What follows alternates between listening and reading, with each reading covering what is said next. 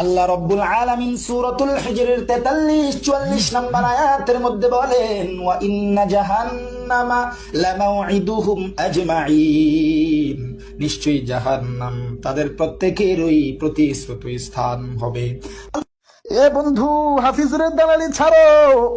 আল্লাহ তাআলা এত নাজ নিয়ামত দান করছে, এত সুন্দর কণ্ঠ দান করছে, কারো দালালি করার জন্য না, একমাত্র জন্য বলি। কারো দালালি করার দরকার নাই, কারো সুর নকল করার দরকার নাই।